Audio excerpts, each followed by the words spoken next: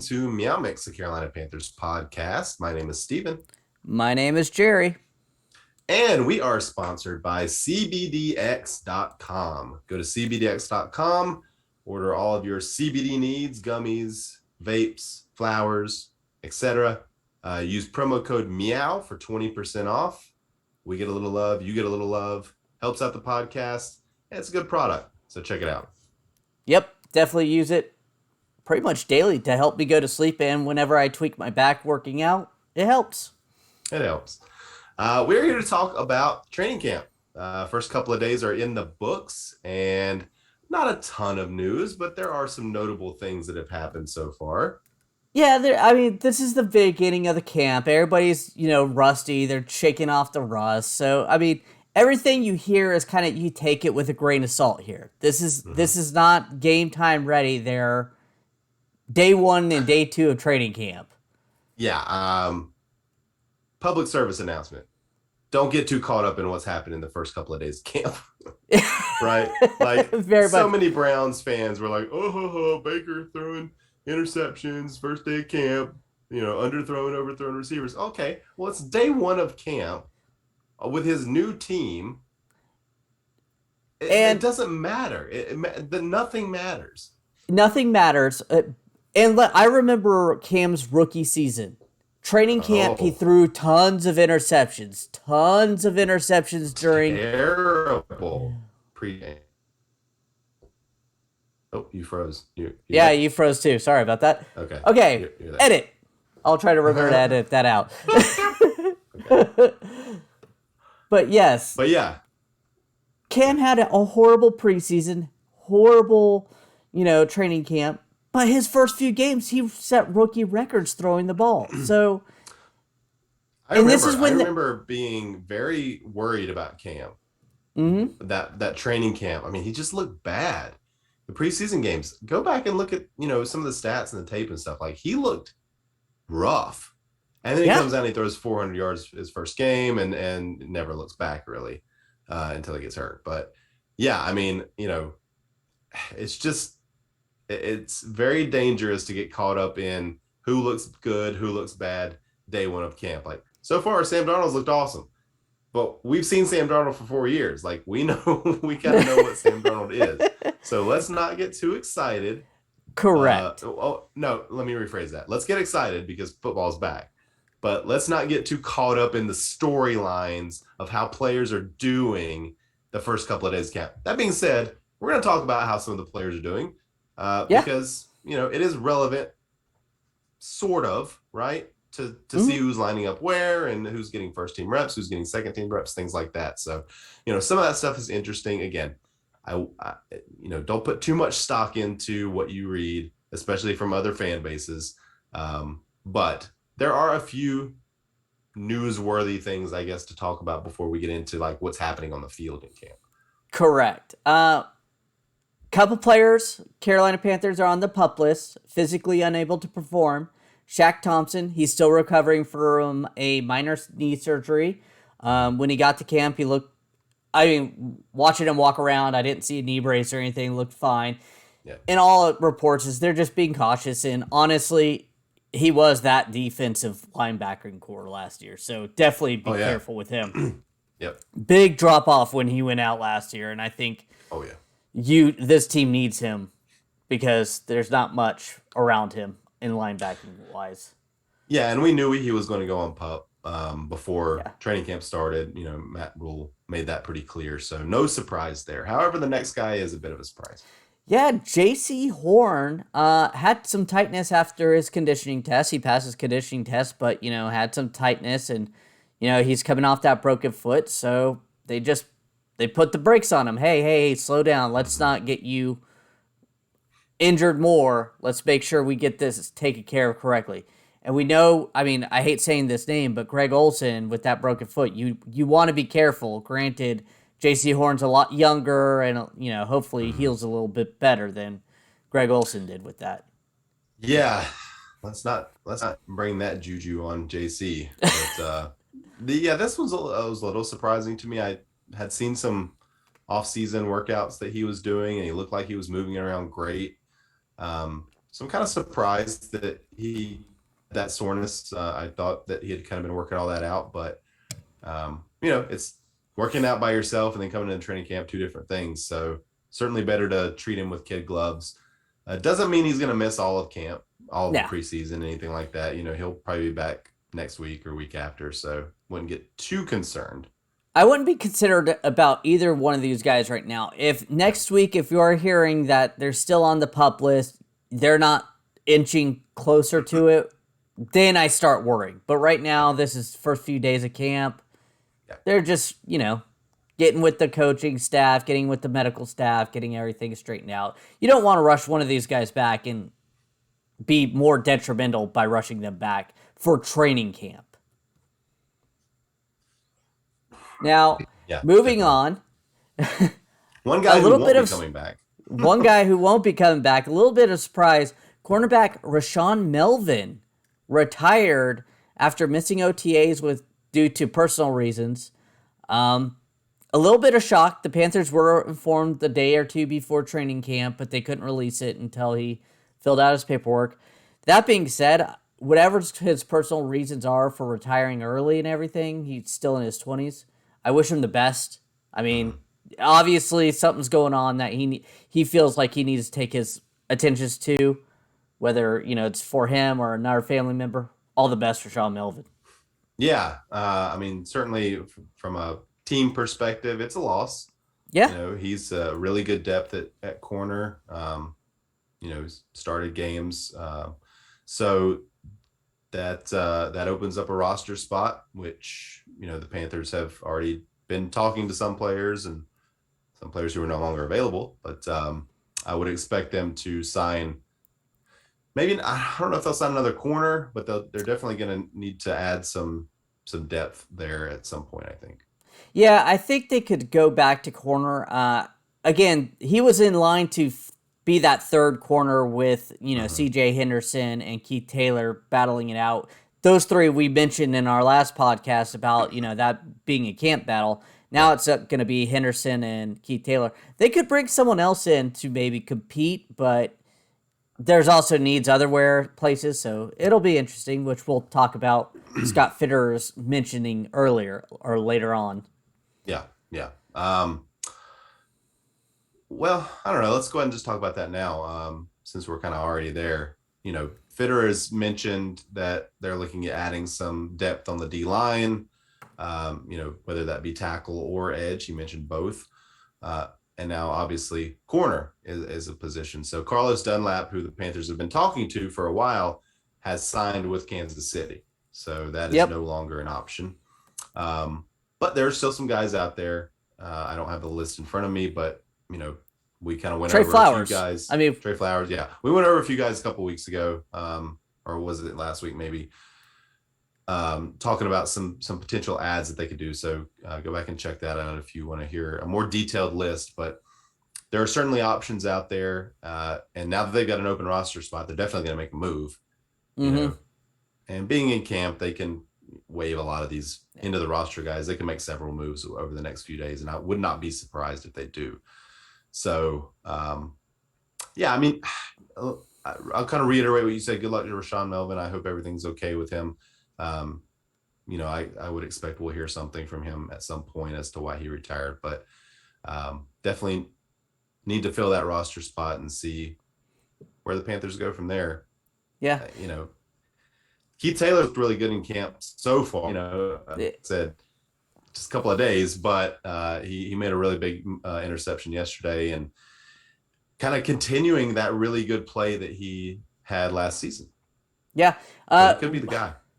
Correct. And we were talking about, I'm jumping back because I didn't get to say this, but Fitterer mentioned D-line.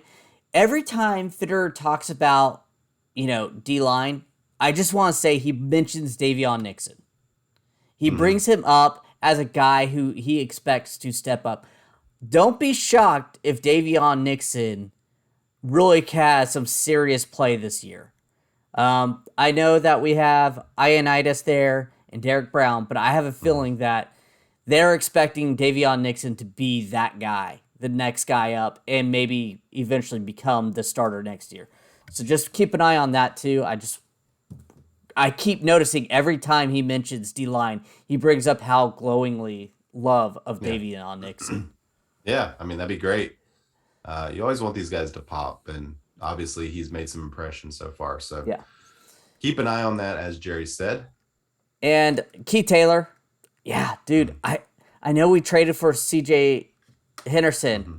but Keith Taylor makes play after play, it seems like, in training Yeah. camp. He played really well as like a lower round draft pick last year. Mm-hmm. I think CJ Henderson has an uphill climb. He outplayed him, or Taylor outplayed him last year. He definitely did, and like I said, he's had an interception in camp, and he's looked good so far. So would expect that to continue, and would not be surprised if Keith Taylor's ahead of CJ Henderson on the depth chart once the season rolls around, which is great. Honestly, I mean, they can find these guys later in the draft that can contribute. I'm all for it. Like, we can trade CJ Henderson. Somebody's going to take him. He's got the Yeah. pedigree. So if we needed to trade him or just have the depth, be fine. All right, let's get to what everybody wants to talk about and wants to hear about: the quarterbacks. Plays kicker. Oh, sorry. sorry. That is not a position battle, Jerry. Plays kicker is pretty much sewn up. But the quarterbacks, as Matt Rhule mentioned pre-camp, the guys have pretty much split the first and second team reps the first couple of days here. Yesterday, day one of camp, it was Sam Darnold with the ones. Today, day two of camp, it was Baker with the ones. Yesterday, Sam looked really good by all accounts. Didn't have really any errant throws, whereas Baker was off several times. Not a surprise, right? Yeah. Just coming into camp with his new team. Hey, we're throwing to new receivers, different timing, different, timing. Another thing Fitterer said in his interview with WFNZ is that, he was really impressed with Baker coming in, that he had 2 weeks to learn the playbook, and he grasped as much as he feels a quarterback could have possibly grasped of the playbook in that time. And that's great. I mean, for Baker. Yeah. I mean, Baker is, he's had multiple coaching staffs in his NFL career. So he's had to learn new playbooks almost every year.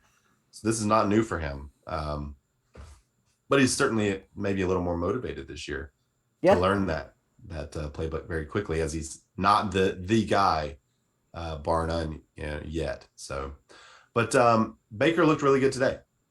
Yeah. He made some really nice throws today. I think I saw someone said he had like 5 touchdown passes today or something, no interceptions. Whatever that means, in terms of training camp stats. But the count so far, from what I read, is Sam Darnold has 6 touchdowns, no interceptions. Baker has 5 touchdowns, 1 interception. So both playing well. Both are like 12 for 15, 12 for 16, something like that. But again, training camp stats, who knows what that even means? They're lining up in specific formations and doing scenarios and things like that. So it's not, you can't really one for one it in terms of what it would look like in a game. I did read, though, that today, being Thursday, the second day, that Sam completed, I think it was like 12 out of 16, but all his passes were like basically 5 yards and below. While Baker seemed to push the ball down further, especially to DJ Moore, which phenomenal camp supposedly so far, that he's just dominating, which is what we want to see from him. Then maybe with better quarterback play, he can become in that discussion of elite receivers, because right now he's just a great receiver that's had Kyle Allen and all these other quarterbacks who's Cam and yeah. I mean, and so far it seems like the Baker DJ connection is just getting better, each day of camp. So I would expect on August 2nd, when Jerry and I are at camp, that we may see some of that. I'm really excited to look at that connection. I hope that's one of the days that Baker is with the ones, or that maybe they split them 50-50 that day or something like that. But supposedly Matt Rhule said they're going to be starting to do some red zone work here within the next couple of days. So that'll be good, because one of the knocks on DJ Moore is he just doesn't catch a lot of touchdowns. Yeah. And again, you mentioned he's kind of playing with bum quarterbacks. Um, so hopefully we get just even an average quarterback season out of one of these guys this year. Maybe DJ, tops 5 touchdowns for the first time in his Yeah. career. And maybe, Joe Brady's gone, and maybe they practice red zones. According to Teddy Bridgewater, they didn't really do much of that. And Yeah. that's being honest. I mean, Yeah. veteran I quarterback who mean, said it. yeah. And again, Matt Rhule now in his third season. Hopefully he does some things differently in this Yeah. training camp than he's done. Last year he didn't even have a training camp first year. So, um, I would expect that to be different. Matt Rhule, by the way, if you've watched any of his press conferences, his demeanor is very different than from last season. He seems way more at ease. He seems way more happy, I would say, excited about the season, um, optimistic, very optimistic about the season. Really, all the coaches that I've seen do press conferences, and maybe that's just because it's training camp, but I've noticed just even a lot of the comments on YouTube, which are notoriously terrible. Everyone is pretty hyped about how Matt Rhule seems to be carrying himself, I guess, so far this Good. season. So he's I mean, excited about it, and that makes me excited, honestly. exactly, and that's what you're sitting at. Yeah, it's a new season. He said I felt like towards the second half of that season, everything fell off. He thought he was going to get fired, and I think this year he's kind of going in there. Now there was one Nothing to quarterback. lose, right? Yeah, Nothing to lose. Go there's ahead. one quarterback we didn't mention in our quarterback talk. There, that's Matt PJ Corral. Walker. Oh, my God. Yeah, PJ Walker too, but the odd man Yeah. out. Matt Corral has been splitting third team reps with PJ Walker. Supposedly he's looked really great in those third team reps, but they're not giving him a shot. With that being said, he's also been the first player out both days. So, and he's made comments stating that he wants to win this job, and I think that's the only thing we need to hope for is Matt Corral forces their hand to at least bring him into the discussion because it doesn't sound like they're trying to even let him have a chance right now. Well, they want to get a good look at Baker. Obviously, Yeah. they made the trade. He's the, I would say most NFL competent quarterback that they have in camp right now. They're paying Sam $20 million this year almost, so they definitely want to get him a look as well. And unfortunately, Matt Corral is just going to kind of be the odd man out unless he, as you said, forces their hand. He's been the first player out there every day in camp. He's, from all accounts, looked really good in the limited reps that he's gotten. So I would expect at some point that he will get time with the ones and time with the twos. And then we'll kind of see, what sort of timing and everything. He's playing from behind, right? Because Yeah. he's just not going to really get tons of opportunities. So, I don't know that it's realistic to think that he could press for the starting job this season, but if he does, that says really good things about him. Exactly, and that's what I just kind of want to bring it up because everybody's interested about Mount Corral too, and Mm-hmm. it's the little tidbits that I've been picking up, and I'm reading the Charlotte Observer, all the beat Mm-hmm. writers Yeah. reports, and that's what I've heard that he's out there first. I saw in a press conference talking about he wants to win the starting job now. It's not, Yeah. and he's going to try to do everything in his power to do that. And I'm very excited for a preseason game, and I'm hoping he forces his name into that discussion. So, Agreed. Yeah. I mean, and the comparison is going to be made because Scott Fitterer mainly is here, but with Russell Wilson in Seattle, the third round pick, they mhm. had an incumbent starter. They brought in a big free agent signing in Matt Flynn. But that was Matt Flynn and Charlie Whitehurst, right? That Russell Wilson beat out. Not exactly the same. I mean, Sam Darnold may be on the same level as Matt Flynn. I don't know. But Baker's definitely got more cachet, talent, things like that than Charlie Whitehurst, I would say. So it probably more unrealistic to think that Corral could push Baker specifically for the starting job. But you never know. And that's what camp is for. And he's a Yeah. rookie and he's kind of an unknown. So he did mention that I think, sort of regretted going to Ole Miss. Did you see that? Yeah, because he took the easy route. Yeah. Because Ole Miss, he would was easily going to become the starter. You Right. know, they let him start, I think, 3 or 4 games before they redshirted him his freshman year, and then he knew Mm-hmm. he was going to be the starter. He said he should have taken a more competition because he thinks he could have won it. Yeah. And And that's interesting. I'm glad that he's here for the competition. You always want that in your starting quarterback. You want that dog, that guy that feels like he's the best and he's going to earn yeah, it. So I'm glad to hear that. But especially right now with the way this Panther mhm. team is looking. I mean, I, I mean, you and I've talked about it before. Like this preseason, I could not be more excited to watch these preseason games between yeah, Baker and Corral and Icky and even Sam. Like seeing yeah. what he looks like. I'm just really excited. Yeah. Speaking of Icky, Brian Burns had some nice things to say about him. Uh, he said he had strong hands, powerful grip. He's got a couple things he could work on, but he'll get all that fixed out in training camp, and we'll Mm-hmm. handle that. So it sounds like Brian's been the one going up against him and giving him tips on how to work. Um, Yeah. but as far as his effort and his dog, that's nothing you could teach anyway. But he's got it for sure. That's what Brian Burns said. I think that's kind of everybody's take on him coming out in the draft. I mean, the tape showed Yeah. it.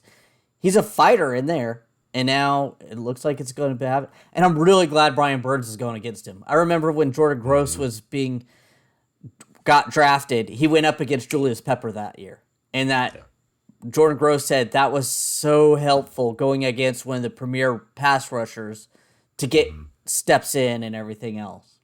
I know I just showed my Yeah, and we age know talking about that, but back in my day. Yeah.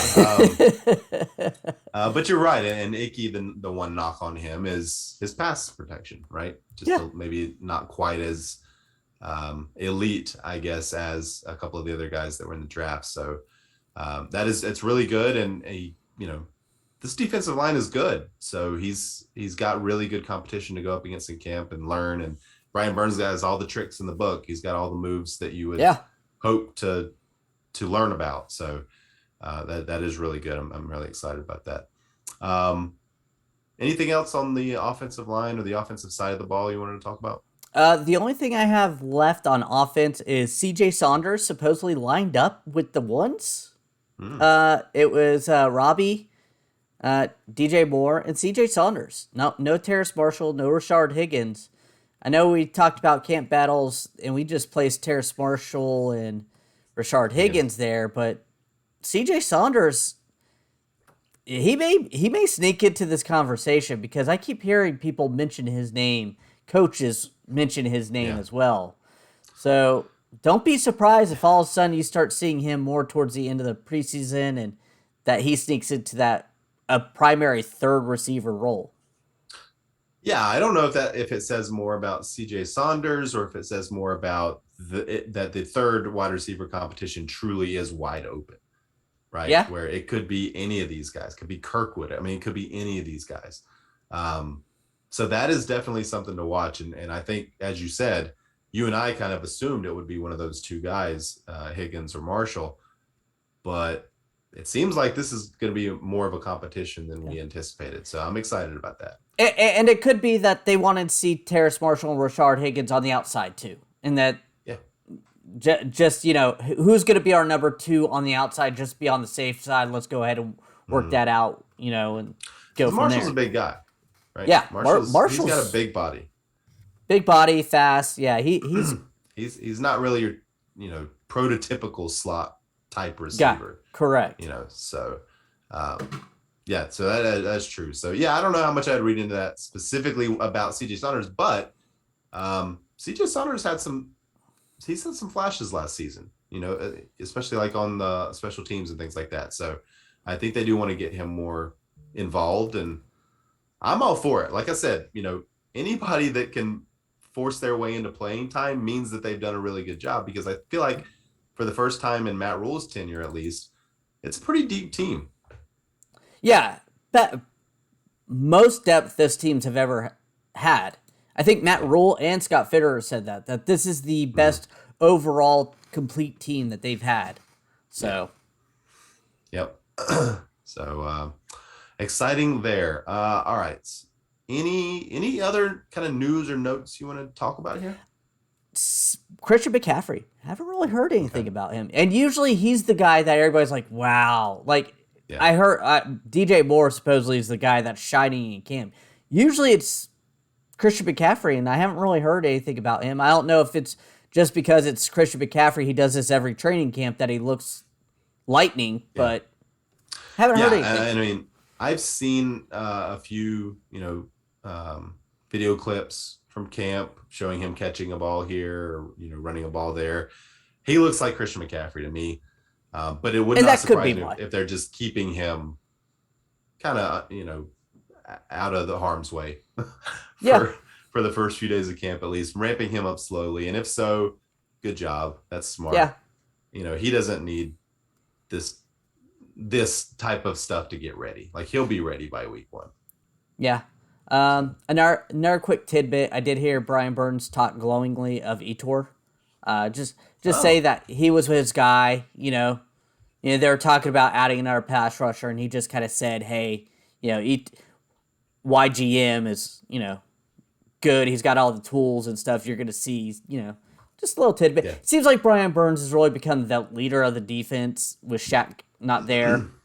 Yeah. Which is good, because he hasn't been that before, which is fine. You don't always have to be the speaking leader, but this team needs more than just Shaq out there right now.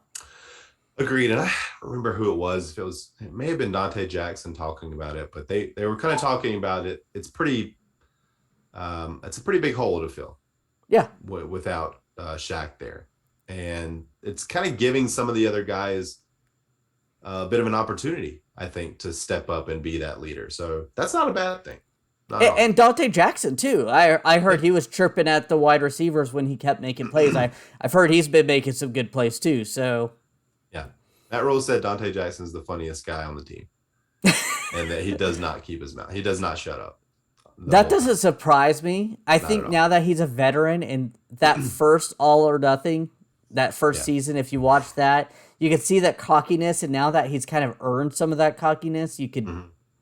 I could see him. Yeah, being funny. It was annoying back then, but now it's like, Dante. Because he could back it up a little bit more now, and yeah. Man, I should go back and watch that. The first few episodes of that show are really good.